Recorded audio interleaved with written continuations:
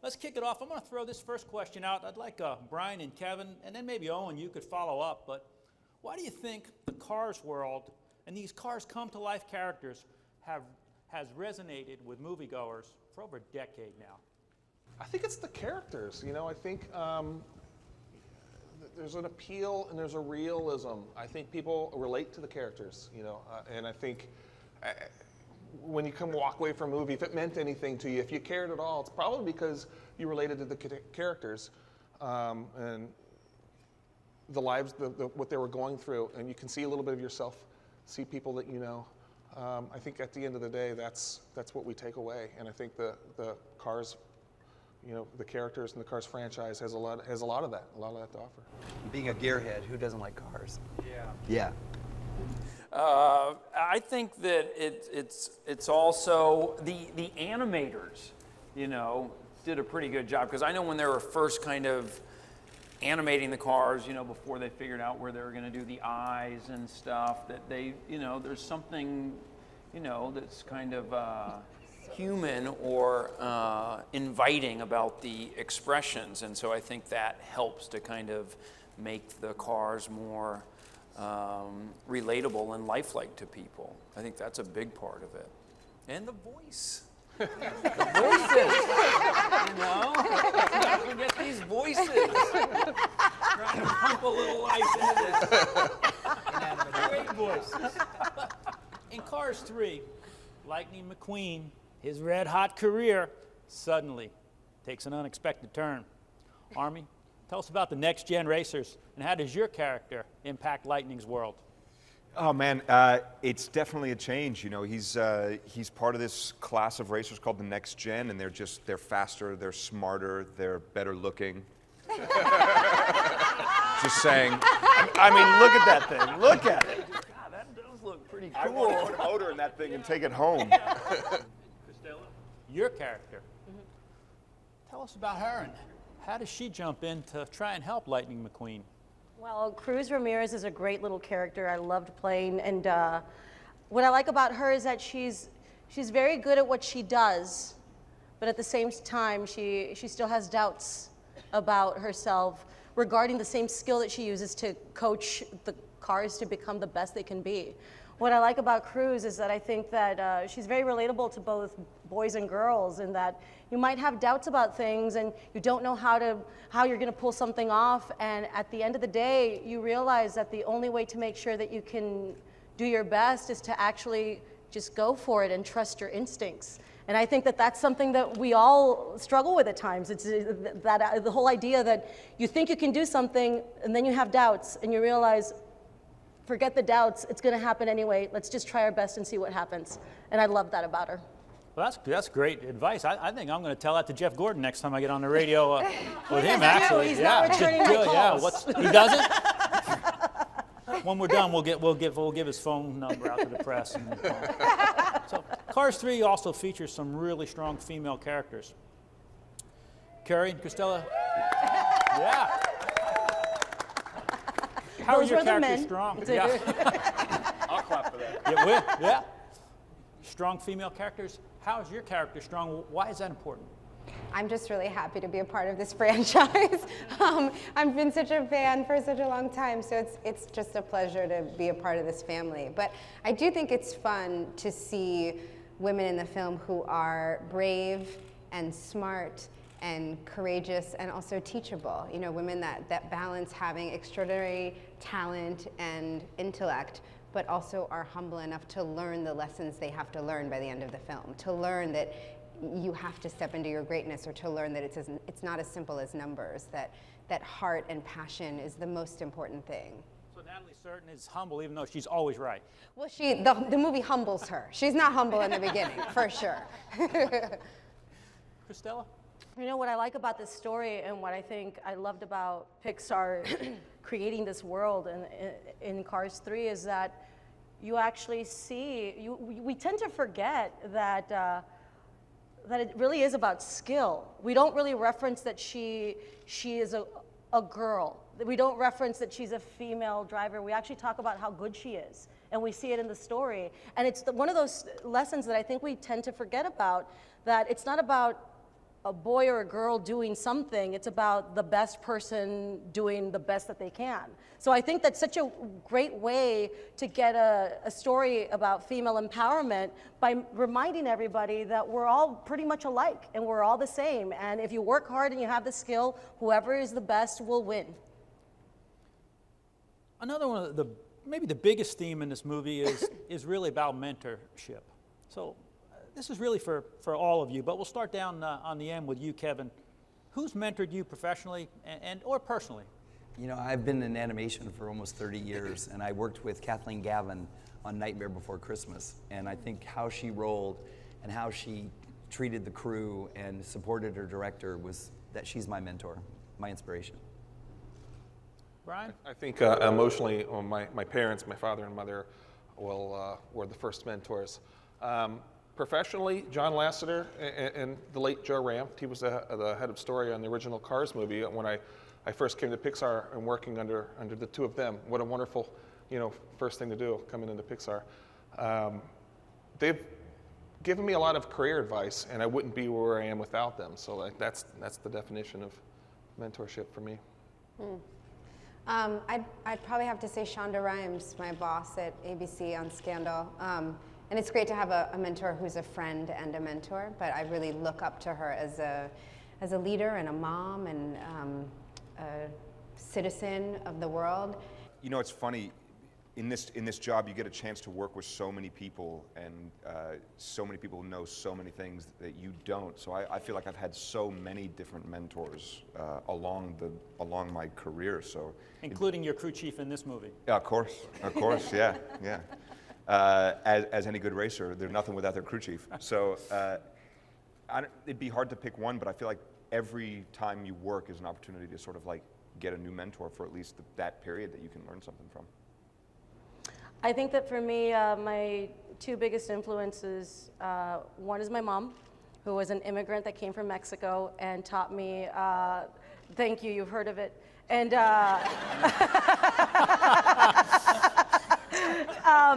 she is somebody that came to this country and sacrificed so much so that I would have this shot to live my dream, and it's something that we never thought was possible. And with her, I learned that hard work and being nice and really just giving it your all is the best way to succeed. And also my drama teachers in school.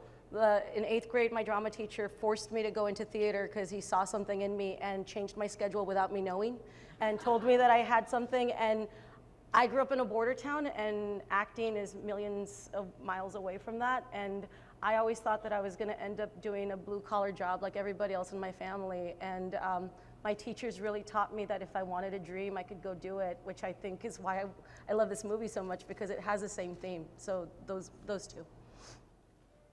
Yeah. Top that, Owen. Oh, I see everybody like nodding their head while you're talking, like, Preach. Owen's mentor is my mother.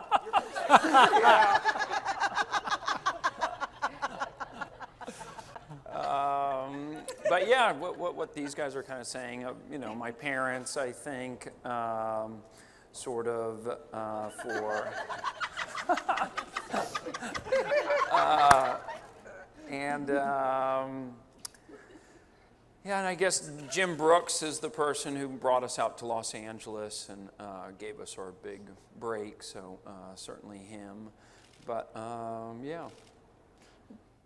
Those of you that are parents, this story is special. How does it resonate with you as a parent? Owen, we'll start with you.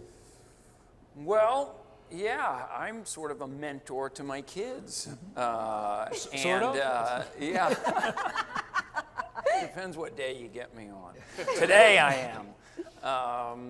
And how does it resonate for me as a parent? Well, just that my kids are here today and they're running around the park and they're going to go to the premiere, so that's just exciting for me. And it'll be fun to watch the movie with them and get their reaction. And it just makes it, kind of a cool experience. Armie? Oh man, I have a young daughter who's almost a little too young, but she is starting to appreciate it, starting to appreciate movies. But the fact that there is sort of like a strong female figure who's told that you can do anything you want, like as a father to a little girl, I love that, and getting to be a part of a movie that can sort of carry on that message. I'm happy to be in that kind of movie.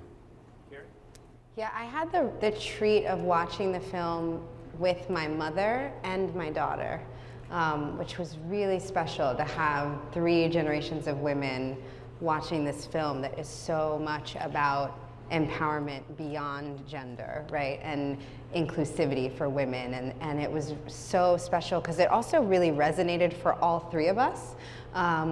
It's such an honor to be part of something that really embraces everybody's heart, you know? It's very special to be part of that as a woman and a woman of color. Because again, we don't say that Cruz is a Latina car, but I would venture with the name Cruz Ramirez that she might be a Latina. So it's just really exciting to be a part of that. Brian. Don't get me started on that. My kids have influenced this movie so much. I want my daughters to never be afraid to try something because they think they're not going to be good at it. I never want to hear them say certain things are for boys and certain things are for girls. And as a father, if I see that something I said or did had an impact on them, and I see that they're a little better off, than maybe before because of interaction or a moment we shared together, that's for me, that's what life's about. That's it's the best part, and that's when I know that this isn't a good. I don't know what I would have otherwise been doing today, but I'm glad we did this because this is the main thing that life's about, and those are the moments. Those are the moments that we fight for and try to get on the screen. Well, you've all done certainly a great job, not only on the film, but answering these questions too, because it'll help me when my little girl starts asking me those questions here in a little bit. But right now, we've got some time so that you can ask our stars some questions. So the way it'll work is I will point to someone with a hand up. Someone who has money in their hand when they raise it will have a better shot of being called on.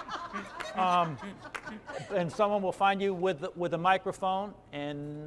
But that lady on the end was first.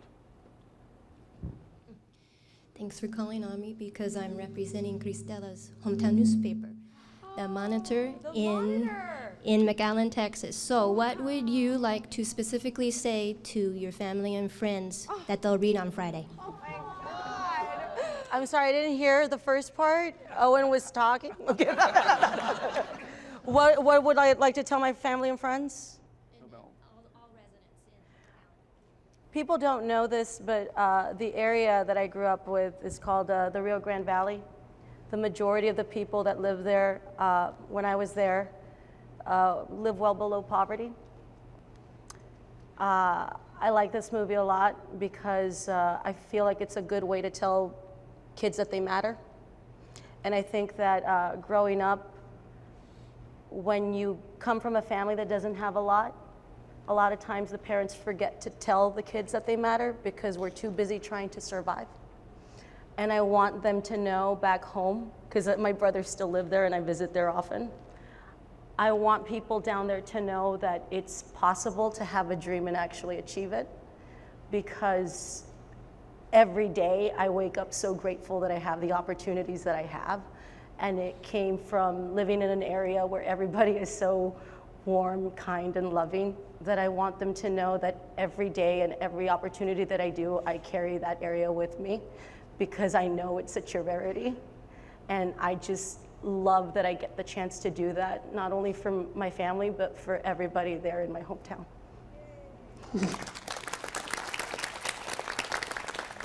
All right, the man in the green shirt jumped the gun on us that time there. That was actually a little bit of a false start, but we won't call that one back. Hi, this is for Owen Costello. What do you think, the core of the movie, I think, is your friendship, and how when he needed you and you needed him, you both helped each other. And I think that's a very strong message too. If you just want to elaborate on that as far as friendship and as far as sometimes a word or just one person believing in you can make a difference. Sure. Well, I think that sort of also goes back to, that the mentor question and what you were saying about your hometown, that idea that, that we all do need encouragement and that everybody sometimes, falls a little short or fails, and the idea that we're sort of part of a community. And I think that's a really important message for everybody to kind of feel like, and I know, we did work together. Most of the time we're recording by ourselves, but I think that you guys wanted us to record one day just to sort of, because of what you're saying, because that is a big part of the movie, is the support that, that you give me, and then I hopefully give you. Yeah. I think that one thing that I love about this relationship, again, I think that this movie resets so many relationships on such a strange and unique level, where it's interesting and refreshing to see a relationship between a boy car and a girl car, and they're not romantic. And it's actually a sincere mentorship, because you realize that you can actually help each other, and you can have that friendship, and you can have that connection. And I've been thinking about this story a lot. What I love about it is that it also shows that you can't dismiss somebody that's younger or has inexperienced or more experience. I think that the lesson in this story is actually knowing that we each have something to learn from each other. And that's, again, very telling to something that we can apply in life in general, is that you can't dismiss the kids that like iPads, and you can't dismiss the people that grew up with VCRs. Amen.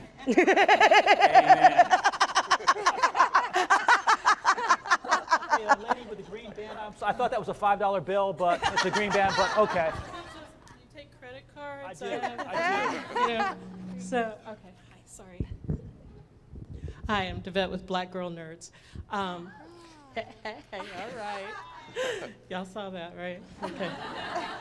I think I follow you, actually. Yeah, I do. Thank you. I just have to say, first of all, I saw the screening, and I was shouting, and I thought, this is Pixar's Wonder Woman. I actually, because I know you said that, yes, it's about everybody finding their strength, and certainly there was, people reinventing themselves in a very positive way, but that was a powerful message for little girls. And so, I know you were answering, it's for everybody. No, it's for little girls. So I want to thank you for that. Also, how do you feel like the message is going to not just resonate for little girls, but in a way also for little boys? Do you feel it's going to cross that line effectively? I mean, a little boy's going to say, no, I don't want to see a movie about a little girl car.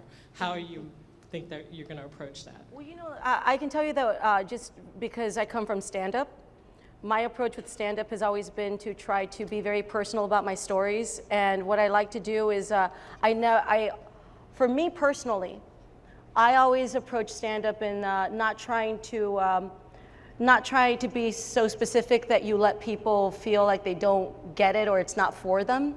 So when I think about your question, it's not really about boys and girls. For me personally, I actually approach it as a economic level. So because I grew up so poor, that I want poor kids to know that they have a shot at doing it. So for me, I think the lesson surpasses gender and actually goes to the childhood that somebody has. I mean, I didn't know I was poor when I was a kid because my mom did such a good job of making me love life. It wasn't until I started telling stories as an adult that my friends are like, you were poor. You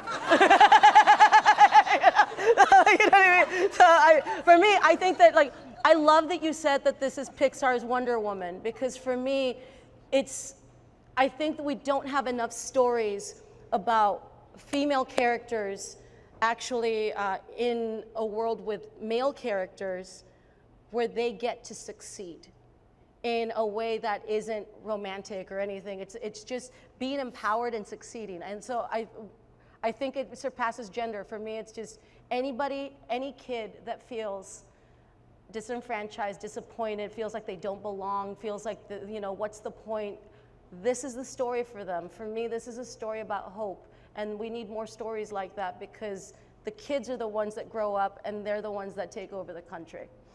I think there are a lot of people who feel like an outsider, and I think that because the film is so grounded, no matter what the specifics are about why you feel like an outsider, or why you feel like other, or why you feel disenfranchised or unrepresented, no matter what that looks like for you, you can identify with Cruz. So I think it will resonate with all kinds of people. And I think one of the reasons why we say it's for everybody is because what's so special to me about this film is not that the girl beats the boy, but that they win together.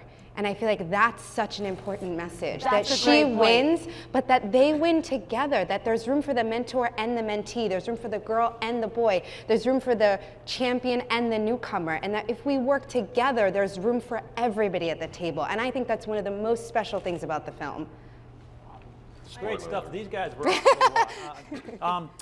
we got time, I think, for one more. And even though, I'm sorry, even though the ladies back there were waving money, now I don't know if they were waving at me or Owen and Armie, I don't know. But the young lady in the front row has had her hand up for like 27 minutes. So you go, girl. Thank you. Hi, my name's Colette. I thought the film was really fantastic, and it delivered many different messages to many demographics. And as a female in the entertainment industry, I felt that the message delivered through Cruz was very powerful and will resonate with your female audience. But what I liked most about it was the way the message was delivered, and it was done with heart, and it wasn't so much like we were being hit over the head with this important message, because whilst important, you know, it didn't feel like a lecture. And I wanted to know, maybe this is more directed to Brian, can you talk a little bit about why this was an important subject for Pixar to tackle with the film, and what steps you and your team took from a creative perspective to deliver this message in the way you did? Well, the way we delivered it is just, thank you for that, that's very nice, by the way. A lot of trial and error. we spent a lot of years trying to figure out the best way to tell the story. But it was an important message. It was a very important movie for me personally and for us studio. Again, coming at it from a parent. You know, I see I'm inspired. There are certain scenes with McQueen and finding out what he meant to Doc Hudson, the Doc Hudson character, to finding out that he was the most important thing in Doc's life. You know, that's a scene that I had with my kids when I realized that being their father was the most important thing in my life. So it's a very personal story to try to get as a parent going through transitions, right? And but also just having two daughters and just, again, wanting them to have the freedom and the courage to do whatever they want without any barriers. And if there are barriers, you know, what do they need to break through the barriers? These are the things we tried to get into the film. And as far as thank you for the comment about not lecturing, because you have an experience in life and you just want to share it, and you hope that an audience can walk away with a similar emotion. I mean, I think our job is really just to share something, and I hope people feel the same thing. It was all trial and error of when do these transformations happen on the screen? When do we plant the seeds? When do they grow? We tried to relax with the storytelling. We tried to, on purpose, be very, wait, let it happen naturally in the story. We're always just trying to tell a story. We're trying to put characters in what we feel is a natural environment and see how they react. So I hope I answered your question.